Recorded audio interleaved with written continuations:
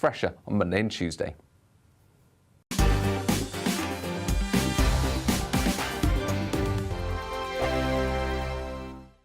We are GB News. We're right across this great nation. On TV. On radio. On digital. Absolutely everywhere. We don't talk down to you. We embrace all voices with honest and civilised conversation. We are not part of the establishment. We're one of you. And we're only getting started. Join us on GB News, The People's Channel. Britain's news channel.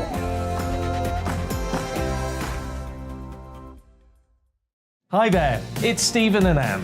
At breakfast from 6 a.m, you'll always be caught up with everything you need to know, the latest headlines, opinions and debates. We'll bring you the good news and the bad, but most of all, we're here for you. Remember, send in your views and let us know what you would like us to talk about. That's because we're your news channel. And every morning at 6 a.m, it's breakfast on GB News. My name's Tom Harwood and join me 9:30 a.m. every weekday for The Briefing, your one-stop shop for everything you need to know about what's going on in politics today. I wonder if this is a deal that might need to be like the biscuits in this factory, twice baked. Is there not an opportunity here to win out against the extremes? Tom Harwood, GB News. What are you going to do about it? Things should have been done differently, and they certainly are being done differently. Don't miss it. The Briefing with me, Tom Harwood, 9:30 Monday to Friday on GB News. Where would you like to go? Just take me to the studio, please, Matt. You know where you're going. I've got a show to do. Friday Night Feast on GB News, 7 p.m. And it's like nothing you've ever seen before. We take a different angle on the week's biggest news stories. The viewers and listeners set me some absolutely mad challenges to do. We tried to rehome a rescue dog. And yes, there's some other wacky stuff in there as well. I feel like I could take on the world. Well, that's that. Friday Night Feast with me, Patrick Christie's, every Friday, 7 till 9 p.m. on GB News. Be there.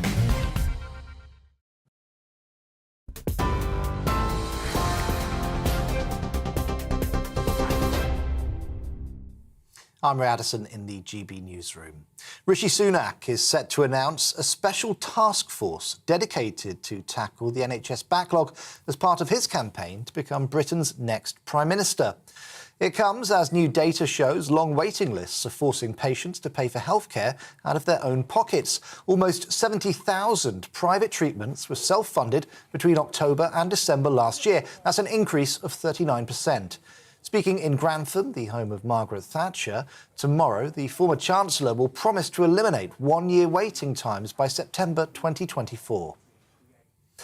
Meanwhile, Liz Truss is promising to review all EU laws retained after Brexit by the end of next year if she becomes Prime Minister.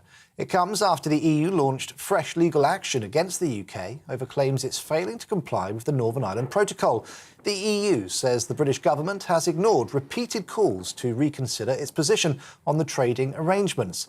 The Foreign Secretary says she'll introduce a deadline for every EU business regulation to see if it benefits the UK economy. The RMT union has confirmed that a national rail strike will go ahead as planned next Wednesday. Over 40,000 workers at Network Rail and 14 train companies will walk out on the 27th of July after failing to reach a breakthrough. RMT General Secretary Mick Lynch says his members are more determined than ever to secure a decent pay rise, job security and good working conditions. The Co-op Group says it will cut around 400 jobs due to tough trading conditions amid rising inflation. The retail firm confirmed none of its customer-facing roles in food stores will be impacted. The group says it's had to bring forward changes originally planned for next year due to the fragile economic backdrop. It's believed the cuts will mainly affect staff in Manchester. Ukraine's president says a deal with Russia to resume grain exports through the Black Sea is a chance to prevent a global food catastrophe. The agreement, brokered by the United Nations and Turkey, raises hopes that an international food crisis stemming from the Russian invasion can be eased. Ukraine's infrastructure minister says the agreement was only possible because of Ukraine's military successes. It follows months of Russia blockading Ukraine's ports. And the former chief strategist to President Donald Trump has been convicted of contempt of Congress. Steve Bannon was found guilty on 2 counts for refusing to provide testimony to the committee investigating last year's Capitol riots. He could be sentenced to up to a year in prison, as well as facing a fine of £83,000. On TV, online and on DAB Plus radio, this is GB News. Time now for those headliners.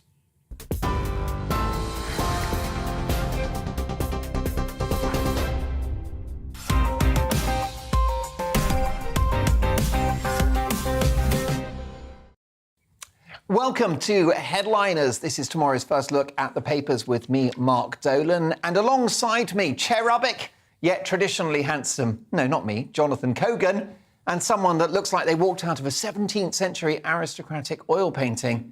It's the statuesque Diane Spencer. Let's take a look at tomorrow's front pages, and we start with the Daily Mail. Take a look at this headline. Wish you weren't here. Families hit by travel chaos as summer break starts. Next up, the Daily Telegraph. Truss tells France to fix holiday travel chaos, and UK's health spending costs £10,000 per household. Let's go to The Guardian now. Truss promise could bring bonfire of rights. Hundreds of laws covering employment and environmental protections could disappear overnight if Liz Truss becomes Prime Minister after she pledged a 15-month deadline to scrap all remaining EU regulations. Funny how The Guardian always seem to side with the EU and not us. FT weekend. Row over post-Brexit border checks hits big holiday getaway, and record sales of £5 million homes as the rich seek shelter in swish London postcodes.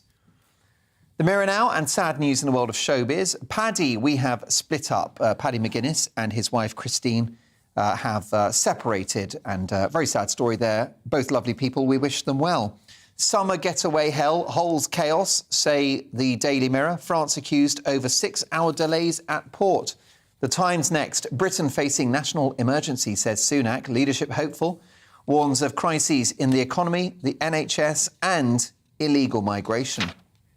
The Daily Express now throwing their weight behind Liz Truss. Voters back Truss to beat Starmer. This according to a new poll. And last but not least, the Daily Star. Happy holidays. Are we nearly there yet? The great summer holiday getaway began yesterday with roads jammed, airports crammed and huge delays at Dover as French border staff decided to stay at home. And those are your headlines.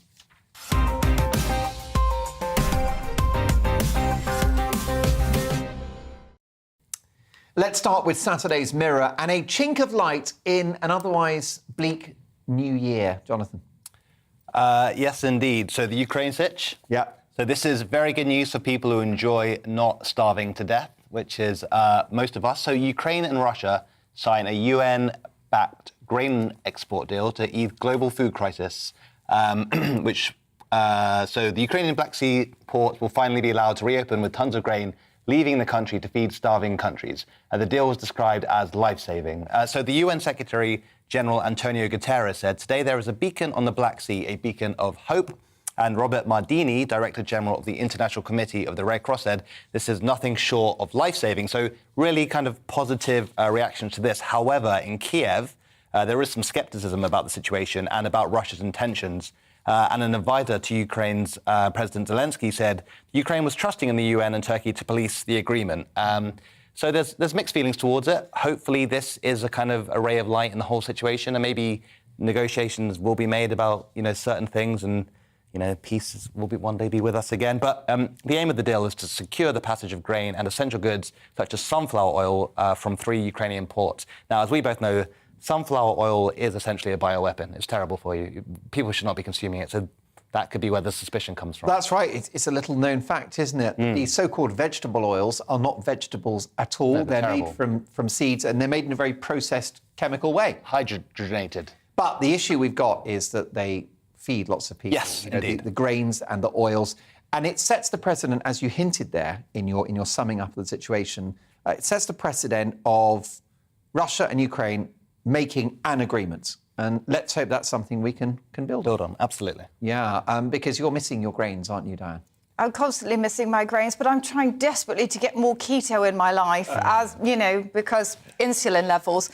I mean, unfortunately, there are some countries who rely so heavily on Ukraine's exports of grain, and there have been 20 million tonnes of grain stuck in Ukraine ever since this all happened. And it's very hard to shift it because a boat can carry so much grain, whereas trying to get it out of Ukraine, sort of using the trains, it's a no-go, and the train tracks are even different between Ukraine and other countries. So swapping the grain out that way, it's just been impossible. So what they've done is Turkey is going to sort of police this as well as the UN. And obviously there was a bit of an issue because of all the mines in the Black Sea. And initially the Ukrainians were like, oddly enough, we're not going to tell you where we put our mines. You'll just have to find out for yourself. Good luck. But now they are agreeing to steer the grain out, which is so much of a relief because there are some countries, especially in Africa, who literally get sort of 100% of their grain from Ukraine. Yeah. So this is really wonderful. But I hope that although this is a situation where everybody's sort of getting along for the greater good of literally the planet, I hope that there are not going to be any sort of other agreements as far as seceding land go, because the way that Russia has done this and bullied the Ukrainians ever since 2014 and claimed Crimea, yes, I hope they work together to provide food security to the planet, but not in the sense of Russia thinking that they could just take land. Grasping at straws is this evidence, Diane, that Putin is softening his position because he doesn't have to make these concessions. No, he doesn't have to make these concessions. And what is interesting is that he also said, oh, well, I hope that they also lift the sanctions on the Russian grain. And it's like, oh, yeah, we see what you're doing. African. It's interesting. Such an interesting background. Yeah, a bit multicultural, that guy. But I take your point. Well, let's hope the détente continues. On to French inadequacy in Saturday's Mail, Diane. Yes, well, planes, trains, automobiles, boats, nothing's going nowhere. So the Port of Dover, as we have seen in the news, has been absolutely jam-packed, chocker. And they're blaming the French authorities, saying that some people just didn't turn up for work. Liz Truss is very angry, and she has been saying that the Liz Truss has been saying, well, she's doing her kind of, France is a natural whipping boy for any British foreign secretary, aren't they? Oh, yeah, perfect definitely. punch bag. Well, yeah, but then again, when you see the footage of, sort of the French police just parked, having an ice cream at the beach, literally watching the human traffickers pushing the migrants in a boat, you're like, OK, guys, maybe you could get a little bit more involved. Basically, a lot of them didn't turn up for work, is what they are saying, whereas this guy Leclerc, who is on the French side, is saying, that is a lot of rubbish, there is a problem in the channel, what are you talking about? So everybody. No, he was African. The same school as Maybe Putin. the same hometown as Putin, yeah. Nairobi.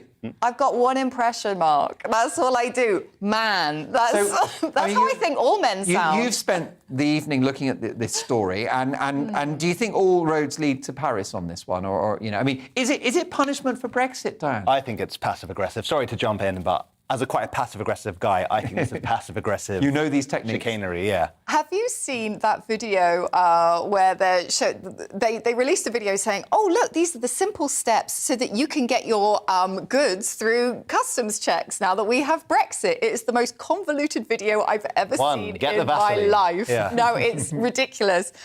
So, yeah, I do think that there is a wee bit of punishment here because they have prepared for this for many, many weeks. It's not like this weekend was just sprung on them. It's not like they didn't know that there were going to be loads of holidaymakers, like the RAC was saying. 18.8 million trips are going to be made. So they should have prepared, but they're saying, what, we are only an hour late, I don't know what the problem is. We're heading down to India now. Well-travelled man. Yeah. You know what I'm going to do after this? I'm going to fire my voice coach. That is what I'm going to do, Mark. I'd give them a pay rise. Jonathan Cogan. Yes. The issue also, the French are crazy because they need us to come to their country, buy their wine, buy their cheese, and stay in their hotels. Well, we don't have to holiday in France. No, we have many options. There's staycations, and actually French trips and staycations were all I did as a child.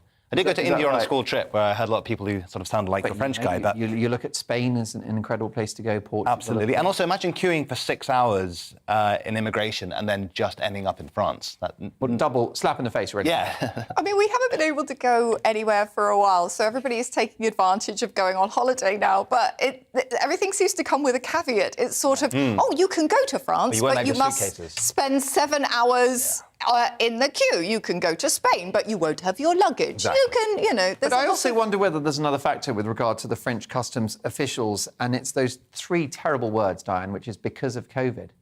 You know, the airline industry, hospitality, travel, the civil service, every industry has been affected by staff shortages. My local pool still shuts at 4 because of COVID. Doesn't make any sense. It's one lifeguard. I'll do it. Well, it's because COVID loves chlorinated water. Oh, there you go, yeah. You know what I mean, really builds up on those slides. Really does, yeah. But the issue is that they probably have staffing problems because of COVID as well in France. I don't know about that. They haven't mentioned that in this particular article. They've essentially said that just some people didn't turn up for work and they blamed an issue in the tunnel. I see. There you go. Mum ate my homework. Saturday's Guardian now, and our very own royal expert has this one, don't you, Diane? Oh, I so do. By the way, how closely related are you to Diana, Princess of Wales? About 3 handshakes and a glass of wine. You're blue-blooded. I mean, you're the only thing with class on GB News, aren't you? Oh, shush, pshaw. You make me seem like a bit of rough on the side, and I'm insufferable.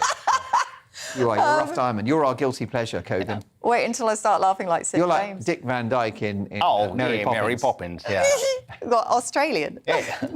So Prince Harry's case against the Home Office can proceed, the High Court judge rules. Now, obviously, Prince Harry went to the High Court because he's saying, you must provide me with it's ridiculous that they didn't provide me with the same security. I should be able to pay for the security that the royals get. No, he shouldn't, because that means that if he can pay for it, why can't other people? Anyone could, right? Yes, anybody. So you could have anybody coming to visit the UK, like Madonna, she can afford it. She could decide to hire MI5. Now, maybe it's a good way that we could offset the 6 billion fraud that we had in COVID. Maybe, you know, there's a way that maybe we could make money from this, but apparently MI5 are not that interested. I don't think that Madonna should hire MI5 because I think she'd sleep with all of them. Oh, do you reckon? Yeah, I think she'd corrupt them. And she'd take them down. Yeah, Their immune systems wouldn't be able to. She's such a naughty person. I think she'd lead them in a wrong direction. I mean, she definitely seems like great fun. But one of the issues, you see, they were given the right to proceed on 4 out of the 5 things that Harry wanted. And one of the things, the sticking point, is very interesting because it's all to do with who was involved in the decision to not let Harry do this. And the person was Sir Edward Young, sorry. And he has been actually quite pivotal to the breakup of the Sussexes and the royal household, whether he liked it or not. You see, he took over from Lord Geit around the time, like 2017, which was a year before Harry and Meghan were getting married.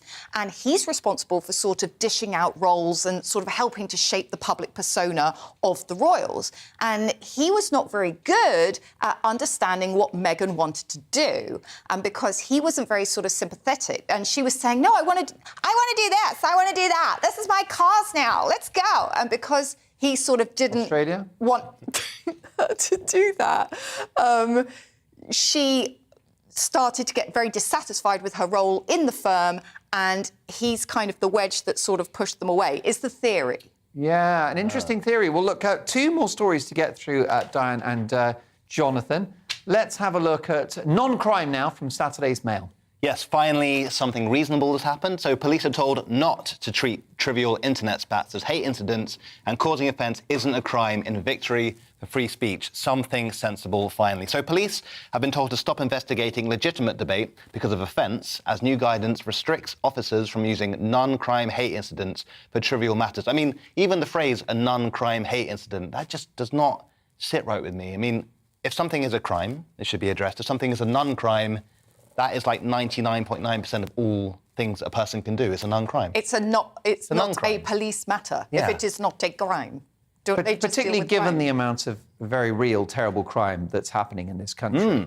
the idea that a moment will be spent policing tweets or resolving online spats. I mean, I'll be honest, Diane Spencer, there's some pretty nasty stuff that happens online, but our police are so overstretched. I really would rather they focused on burglaries, sexual assaults, muggings. I mean, you get 20 to 30,000 angry tweets a day directed at you. I mean, it must be unbearable. They're not crimes. Well, I love the attention, I'll be honest with you. I think they secretly love me as well. I think so. Oh, yeah. They hate their parents. That's what they're doing, isn't You're it? living rent-free in their brains. It's wondrous. Sadly, the Home Office revealed that only 6% of all crimes resulted in a charge. Yeah. In the year to September 2021. And that is simply not good enough. And with so many police forces, like I think we have 6 police forces right now that are currently under special measures because they're so crap. And like, for example, YouTube has a culture of reaction channels and commentary channels. And that is literally people, if you put stuff out there into the public, people are going to comment on it. They're going to say whether they like it or not. You've got a right to say it. They've got a right to say they don't like it. You can't have the police policing this. It's ridiculous. You're literally trying to police people's thoughts and opinions. You are two of the best comedians in the country, and it's a victory for what you do for a living, isn't it? Because I've always said stand-up comedy is pretty much the bellwether of free speech. And if you don't have it, it's game over for everyone.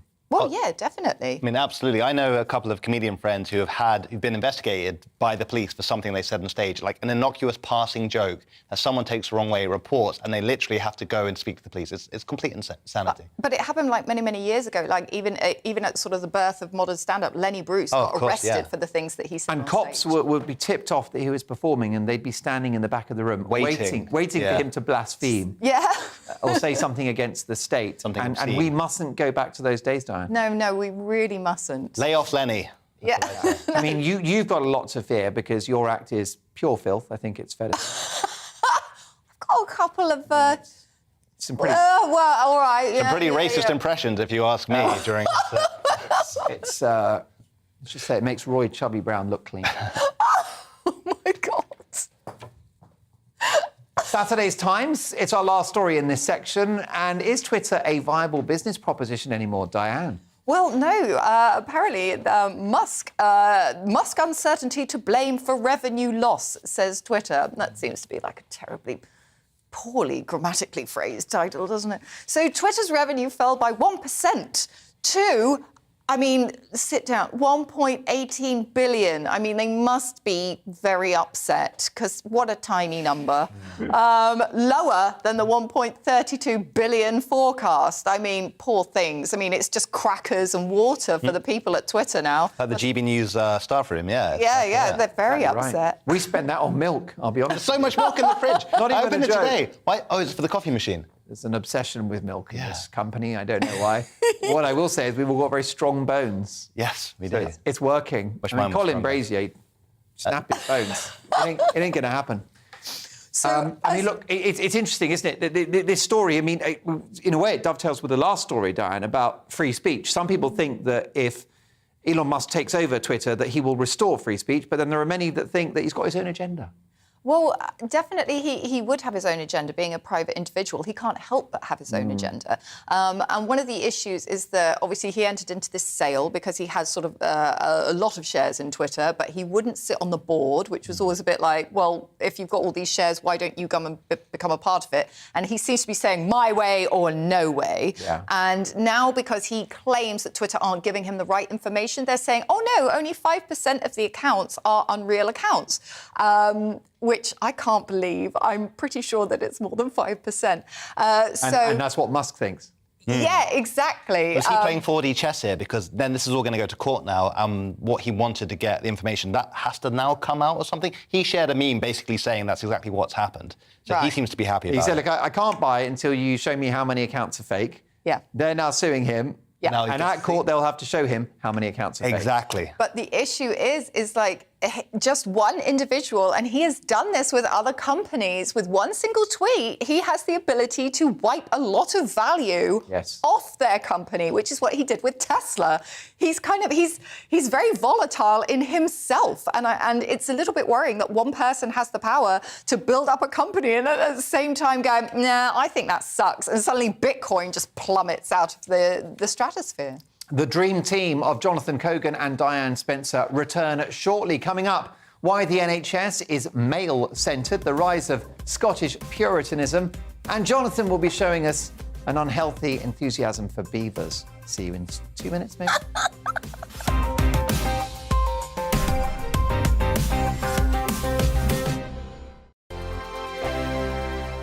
We are GB News. We're right across this great nation. On TV. On radio. On digital. Absolutely everywhere. We don't talk down to you. We embrace all voices with honest and civilised conversation. We are not part of the establishment. We're one of you.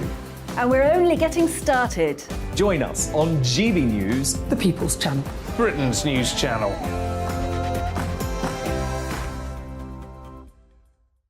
Hi there, it's Stephen and Anne. At breakfast from 6 a.m, you'll always be caught up with everything you need to know, the latest headlines, opinions and debates. We'll bring you the good news and the bad, but most of all, we're here for you. Remember, send in your views and let us know what you would like us to talk about. That's because we're your news channel. And every morning at 6 a.m, it's breakfast on GB News. My name's Tom Harwood and join me 9:30 a.m. every weekday for The Briefing, your one-stop shop for everything you need to know about what's going on in politics today. I wonder if this is a deal that might need to be like the biscuits in this factory, twice baked. Is there not an opportunity here to win out against the extremes? Tom Harwood, GB News. What are you going to do about it? Things should have been done differently, and they certainly are being done differently. Don't miss it. The Briefing with me, Tom Harwood, 9:30 Monday to Friday on GB News. Where would you like to go? Just take me to the studio, please, mate. You know where you're going. I've got a show to do. Friday Night Feast on GB News, 7 p.m. And it's like nothing you've ever seen before. We take a different angle on the week's biggest news stories. The viewers and listeners set me some absolutely mad challenges to do. We tried to rehome a rescue dog. And yes, there's some other wacky stuff in there as well. I feel like I could take on the world. Well, that's that. Friday Night Feast with me, Patrick Christie's, every Friday, 7 till 9 p.m. on GB News. Be there.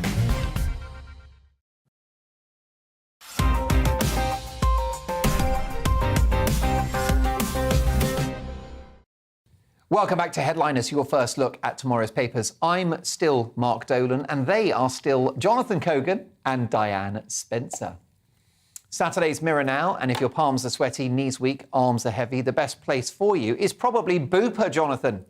It could well be. So Brits go into debt due to staggering cost of private healthcare amid NHS long waits. So more Britons are going into debt to pay for private healthcare due to record NHS waits for surgery. Now, this is obviously going to be very distressing for all the people going through this. I mean, everyone knows how frustrating it is to try and call up your GP only to wait on the phone for an hour and it's cut off 3 times in a row. And yeah, but can you imagine if you're waiting for life-saving surgery? It must be terrible. I have real sympathy for these people, but new data shows that a 40% increase in those paying for private 40% increase in those paying for private operations.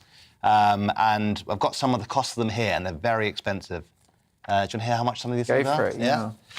I mean, this is what people are having to shell out for, expecting to get it on the NHS and then unable to. So if you want a hernia repair, that's £3,500. My dad had a double hernia once. This was about 4, and That's a lot of money for what is actually quite a minor operation. Sure, yeah. Very expensive. I mean, almost everyone needs that operation at some point. Yeah. I'm not even kidding. I am one of the 6.6 million people waiting. I'm one of those people. What are you waiting I have for? a para-umbilical hernia. Ah. Yeah, I do. I call it my little peanut, and because sometimes it's quite painful. But so Diane, if I was going to have it, I've got a blade, baby oil, and the internet. Baby oil? Why do we need baby oil? Well, we need a lubricant. Oh my God! Like, how slippy are you? What, are you going to be juggling these knives as you do this? But this is like when they talk about non-urgent. I would imagine so it's non-urgent. for you, but you feel it probably is pretty urgent for you. You'd like it sorted. Well, the weird thing is that I am I consider myself to be one of the fortunate 6.6 million people, because although sometimes I'm in intense discomfort with it, most of the time I can just get on with my life. Right. But they've got several examples of people in this Mirror article where they've had to take out loans to pay for this. And it's interesting because one lady, Katie Hopper, who's 19, she took out £7,000 to pay for a knee operation. And she said, do you know what? it's worth it because I can't get back the time, but I can pay back the money. But in a cost of living crisis, she's now in debt for £7,000 and you have the recovery time. It is alarming. And they did the wrong knee, yeah. And Diane, she's paid, well, that's the issue. She's paid twice because she's paid her taxes, which goes towards the NHS. And we've seen that story, or we'll look at that story in the Times today about how the cost to every household of healthcare is £10,000. Now, that's what the NHS costs every household. Well, I mean, I reckon households could source private healthcare for a fraction of that. Yeah. Not that I want that to be the case. I want the NHS to work, but it shows you how bad things are. It does show you how bad things are. And obviously, the spokeswoman for NHS England said, they're working flat out and we have reduced, the number of people waiting more than 2 years has dropped by more than 80%. It's like, waiting more than 2 years is your benchmark? That's a ridiculous benchmark. Yeah. That's a poor benchmark. It's a shocker, and I'm no medic, Jonathan. I bought some certificates from India, but that's not the same. The issue is that, OK, let's say you've got a dodgy knee. Yes. And you can wait 2 years. But if you live with that bad knee for 2 years, apart from discomfort, lack of sleep, you become very grouchy, perhaps you don't stand straight, which possibly impacts your lower back. Yeah. Perhaps it affects your mental health. Law of unintended consequences. All these things can happen. If people, they can acclimatise to an ailment, but like you say, these things can spiral out. They have other effects, and even just the sort of the mental anguish of having that hanging over you. You want to get something sorted, and you can't. Any other procedures that you've got there for us? I was just wondering how much my boob job would cost. Well, male genital elongation is £7,000. Bunion removal also ties into the genital surgery, so that's £4,992.50 for bunion removals. Yeah, what's going on? It won't be requiring that surgery. If anything, they'd have to. Oh my God. Compress it. Moving on to Saturday's Times, and the patriarchy strikes again, Diane. Ooh. Well, the patriarchy are being struck a blow. This article in the Times is how Dame Leslie Regan plans to change a health system built around men. So this is all to do with launching a women's health strategy this week. You see, 84% of women have felt that over time their pain has been ignored and their health concerns have been ignored by medical staff. And what they're going to bring in, this is part of implementing a 10-year strategy, is that women get a one-stop shop for their health concerns. You see, at the moment, women, we have a various amount of things that we have to go through. We have our smear tests. No, I don't. No. And this is exactly the issue of the article. Not for me. By the way, can you please have some respect? Women have the smear test, and trans women as well. Don't forget them. No. Or like a smear campaign test. Say How no. dare you? It's a perfect way to make Diane Spencer angry, and I don't blame you. I jest. But Dame Leslie is exactly talking about what women Jonathan need a lot of specific care because of their biology and their bodies. Yes. And the NHS is not geared towards those needs. Well, the thing is that we have to go to lots of different places. So if you go to one place for your mammogram, you go to another place for your smear test, another place if you want HRT, blah, blah, blah, blah, blah. So she is comparing it to an MOT, and which I think is very clever, because that's how she compared it. For Jeremy Hunt and Matt Hancock, she thought, right, I need to talk to men about this, and I need to explain it in a man way. I mean, thank God she didn't talk to Rishi Sunak, because he has no idea how cars function. And so she sort of said to him, look, if you went to an MOD and and they said, right, you have your wipers done here, but if you want your tyres done, you've got to go down the road. It doesn't work like that. You need to have it all done in one place, so that they're opening up a network. What do the tyres represent in this analogy? Well, they're inflatable, so let's go with... Hips? Hips. Ovaries? Bums? Who knows? We're women. We have lots of wonderful things. All I will say is family show, guys, so be careful. Absolutely. Oh, yes. I do apologise. Good morning if you're watching us on a repeat. Have a lovely breakfast. So they want to provide these one-stop shops where women can turn up and have all of your health needs taken care of, which is really great. So much sense. That will save lives, won't it? It will save lives because then you have sort of one place where you can sort of connect all the dots and you don't have to wait for the paperwork to fly across the country. Yeah. It's a brilliant idea. And apparently there's already 6 of these places are working. So it's very exciting. Yes, and good. Just to add, Regan says that most women have 12 periods a year for nearly 40 years of their life. This is a day-to-day occurrence. For many of them, they can't talk about it. She obviously hasn't listened to any open mic comedy because, believe me, they talk about it. Ain't that true? Ain't that the truth? That's because they've had Like a many years veteran. of not talking about it. For another comedy circuit, the brilliant Jonathan Cogan. More from Diane Spencer, as well as we move on to the Times once again. And I thought the Scots were a raucous, uninhibited bunch. Turns out they're quite prudish, Diane. Oh, yes. Well, so keep your clothes on or lose your job, Edinburgh strippers told. Now, this, to me, is an absolutely appalling story. So, the Deputy Council leader, and her name is Mandy Watt, and I think it should be Mandy, what are you on about? Has said that she views lap dancers as performers, not workers. Now, excuse me, Mandy, what are you on about? You have clearly never given a lap dance. You've clearly never attempted to dance for your income because it is an exhausting thing to do. And it is work. You literally sweat. You literally have to hustle. You are working the whole time. And the sheer fact that she said that they are performers, not workers, it's just rude. And do you know what this is? She's so snobby. She said, I wouldn't go to these venues to meet the sex workers, but I want to support them. No, you hypocritical piece of council trash. And by that, I don't mean council. I mean you're on the council. You know what I mean? Yeah. Like the same way that I hate my own council. Not council estate trash, like me. No. No, I am a council estate. You're on the council and you're doing a bad job, Mandy. What the hell are you on about? Because she says, Jonathan, I'm angry about this. She says I believe the ban was the right decision because these clubs disempower women. No, this is a woman who would never go to a strip club taking jobs off other women. This happened with the Grid Girls, where people who never even watched the Formula One, never even watched the BTCC, took jobs away from women. And it is just rude, and they've never been involved. There are women who are working as strippers who are trying to literally fund their way through university. They need jobs, they're paying for their children, they're paying for their children's clothes, and this woman, with her hypocritical rubbish, has now got rid of all their jobs. Literally 100 people have lost their jobs because of her. Terrible. We don't have a studio audience, so I'm just going to clap. Thank you. On my own. I was going to throw some dollars. I share your anger, and I was just as angry when OnlyFans stopped letting people put glamorous material on their pages, because OnlyFans is an opportunity for women and guys it's a subscription service, and fans will pay like a $5 or a $10 a month for intimate footage. Yeah. And OnlyFans were going to get rid of the sexy stuff.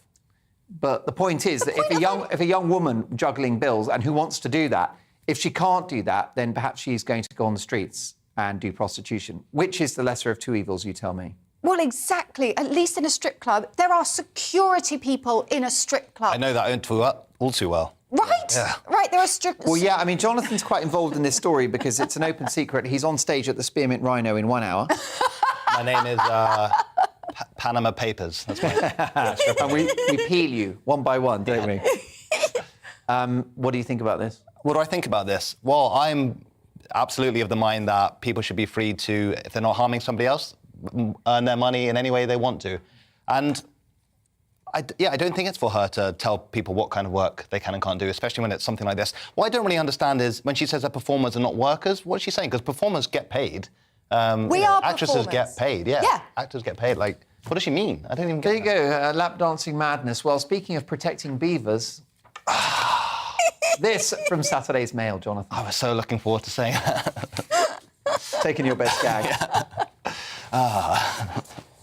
Right, You're an eager beaver, aren't you? I am an eager beaver. So beavers... You've got a nice beaver. Have you had it stuffed? It's got a bit overgrown lately, but I'm doing my best for the wetlands. So beavers will be given legal protection as it becomes an offence to kill, harm or disturb the creatures. Now, I had to ask myself, do I care about beavers or do I not give a damn? Hey! That'll do it. That's why we pay the big bucks, folks. Lots more of that to come. The brilliant Jonathan Cogan and the marvellous Diane Spencer. Passion, big opinions and a few laughs as well. After the break, we will be discussing new scientific advances coming out of some Chinese town called Wuhan. Have you ever heard of it? It's good news, isn't it? Something new out of Wuhan, just what we need. The follies of arrogance and why King Kong is a brummie. Of course he is. See you in 2.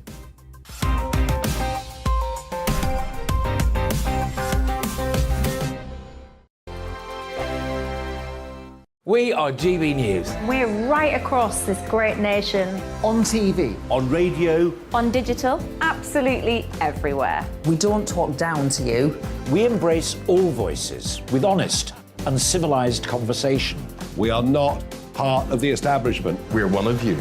And we're only getting started. Join us on GB News, The People's Channel. Britain's news channel.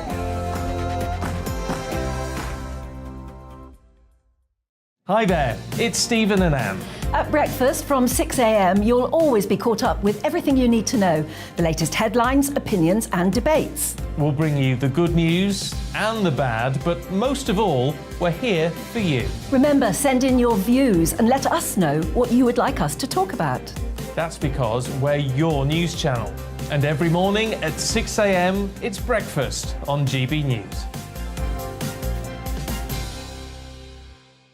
My name's Tom Harwood and join me 9:30 a.m. every weekday for The Briefing, your one-stop shop for everything you need to know about what's going on in politics today. I wonder if this is a deal that might need to be like the biscuits in this factory, twice baked. Is there not an opportunity here to win out against the extremes? Tom Harwood, GB News. What are you going to do about it? Things should have been done differently, and they certainly are being done differently. Don't miss it. The Briefing with me, Tom Harwood, 9:30 Monday to Friday on GB News. Where would you like to go? Just take me to the studio, please, mate. You know where you're going. I've got a show to do. Friday Night Feast on GB News, 7 p.m. And it's like nothing you've ever seen before. We take a different angle on the week's biggest news stories. The viewers and listeners set me some absolutely mad challenges to do. We tried to rehome a rescue dog. And yes, there's some other wacky stuff in there as well. I feel like I could take on the world. Well, that's that. Friday Night Feast with me, Patrick Christie's, every Friday, 7 till 9 p.m. on GB News. Be there.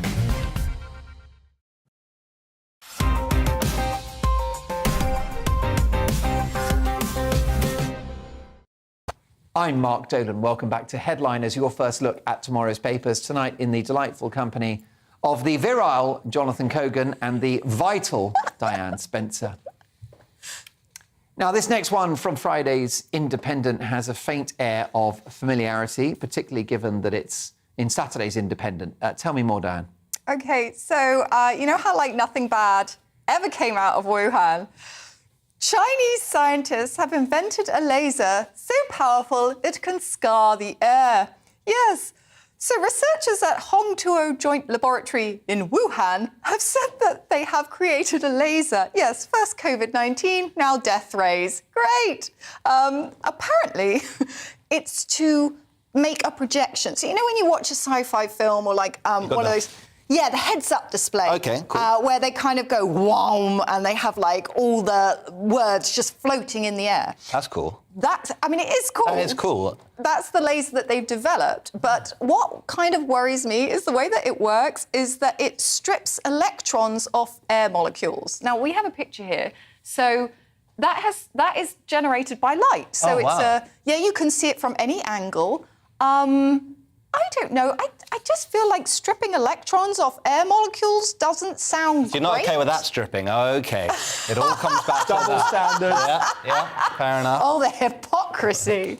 It's kind of scary, though. I mean, like, anything with lasers and, you know, the Chinese government. Well, it's not the Chinese government, it's just Chinese scientists. So maybe it's going to be used for humanitarian purposes. Do you think we could ask all scientists to stop everything for maybe, like, 100 years? What, just let us all catch up? Yeah. I don't know. Have you seen some of the AI artwork stuff? I've got super addicted to that. You can draw your own erotica. It's literally amazing. Is that right?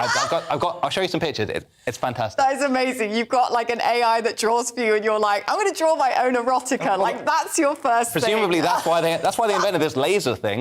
It's going to have huge naked... Yeah, it's going to be amazing. Oh. Wow. Well, you know, I'm trapped in a loveless marriage, so tell me after the show.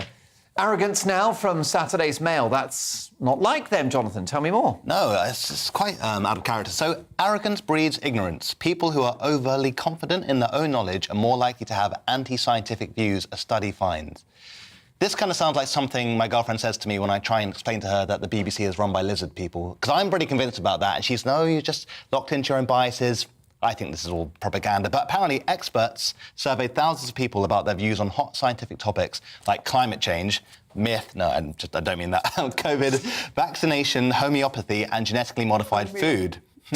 And they found that people who disagree most with the scientific consensus on these subjects know less, but they think they know more. Well, first of all, most people don't have strong opinions on most scientific things. They'll just take the scientific consensus as the standard thing. They won't think about it because it's not where their interests lie. But also, the scientific consensus is constantly shifting. You have esteemed scientists on both sides saying two different things, both with compelling arguments. I think this is a lot of, self-satisfied judgment saying, oh, if you don't believe the mainstream narrative, you're a kook. Well, I'm not, Dad. I was right about COVID being a hoax, and I was right about... No, I don't actually believe that, do I? Maybe. Who knows? Mark? I completely agree with the sentiment of what you're saying, yes. Because this feels to me that it's gaslighting anyone who dares to challenge any consensus. Mm-hmm. A scientist worth their salt will tell you science is never settled. It's always a debate. Yep. It's always ongoing. And they're models. They don't act... They're not reality. Sure. They are maps. And science has been amazing for centuries now, and the treatment of cancer, for example, if caught early enough, I think your chance of survival is 80%. That's wonderful. It used to be a death sentence. Medication to deal with HIV, AIDS, that used to kill you. Yep. Now you live a normal age, which is brilliant. The list goes on. Antibiotics, fantastic. Absolutely. But, I think the last 2.5 years have been a big problem for the credibility of mainstream science. And I think it's because scientists have become very political. They've behaved like politicians, where they've suddenly had to have a position and stick to it, like collective cabinet responsibilities. So the scientists advising governments in the West decided we will lock down and we will have vaccine mandates and we will have all of these other COVID measures, masking. And for the first time that I can remember, science was not a debate anymore. Yeah. And it became a political... The science. Rather than science. The issue I've got, Diane Spencer, is that 2.5 years on, and I'm not a medic and I'm not a scientist, but if you look at a graph of countries that had COVID measures, compare it to a graph of countries that didn't, the numbers are the same. This is going to damage the integrity of science for a long time to come. Well, this article is sort of about how when people don't want to unlearn a certain viewpoint of the world, and it's all about how... ironically, it's Professor Light who's shedding light on this, is saying that when you've got a very strong set view of how the world is and somebody brings you a bit of scientific information, you might be unwilling to unlearn your own perspective. However, going back to what you said, this kind of... scientists also are victims of funding. Where does the funding come from? And actually, this began sort of further back around the 1950s and 60s when they were talking about fats and whether fat is good for you or carbohydrate is good for you. And the reason why for a very long time it was said that a low-fat diet was really good for you was actually because of the work of one scientist, Dr. Keyes, I think it was. He got bought off? He essentially... funded by the sugar industry? Yeah, he was essentially funded by sort of the people who make American corn syrup and things like that. Yeah. And so because scientists then... the funding can sometimes be swayed by the political ambitions. So the politics, as you were saying, will then say, right, we will support scientists who research certain things.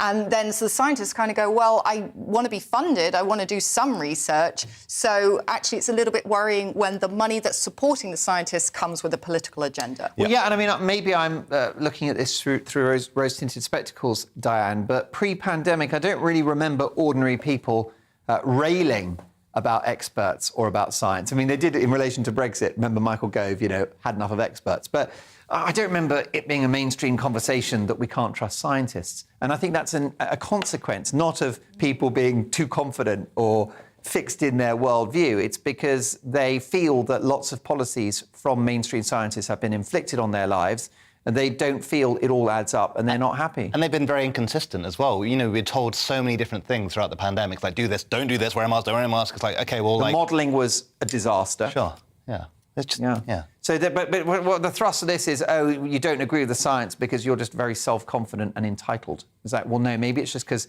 I'm looking at the numbers and this doesn't make sense. But it's a great debate. And our minds are open. That conversation will no doubt continue. Saturday's Guardian next. And the citizens of Birmingham are welcoming our Commonwealth cousins the best way they know how, with a massive gorilla. Diane.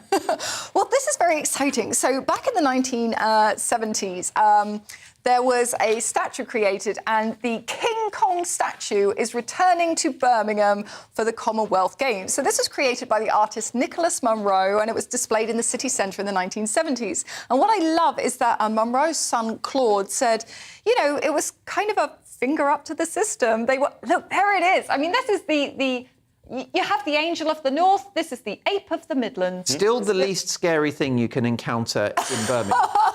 Yes, I mean, I recently did a gig there and I had to deal with 3 hen-dos. And believe me, if I could have dealt with just that, I'd have been sweet. So it's great because when people saw it back in the 1970s, it was kind of like, wow, OK, this is our thing now, I guess, the big Birmingham gorilla. But then it was taken down. It was 18 foot big. It was taken down and it's been sold and it's in somebody's private collection. But for the Commonwealth Games, they've recreated it and it's 20% bigger. So now it's gone from 18 foot to sort of 21.6 foot or something like that. And apparently the people who saw it the first time round are like, back again. The gorilla's back! And they're all, like, really excited. So I just think it's lovely. I think it's wondrous. It's a great story about one of my favourite cities in the country, England's second city, the brilliant city of Birmingham. Moving on now to Saturday's Daily Star and mysterious pink lights in the sky. Jonathan. Yeah, so a mysterious pink light in the sky was thought to be aliens, but it turns out to be caused by none other than our good friend, cannabis.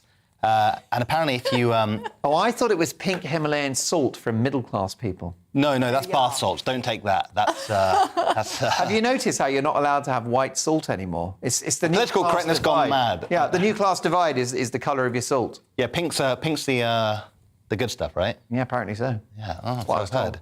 Well, anyway, residents in the small Australian town were left wondering whether they were witnessing like an alien invasion or something was going on, but it turns out that the weird light was just coming from a nearby medicinal cannabis farm where farmers had let the blinds open on the growing shed and the LED lights were just, nurturing the plant.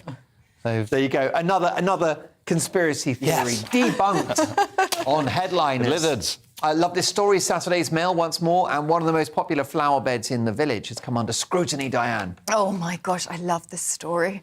The Daily Mail has called it, "What a bunch of dopes." Parish council is left red-faced when cannabis is found growing in roadside plant near village church. So a person who was on the school run, Trey Veronica, she alerted West Parley Parish Council and she said, I think you've got cannabis growing in one of your flower boxes, which is absolutely lovely because they were poking out sort of, oh, there, look, lovely picture. So you can see the plants quite clearly there.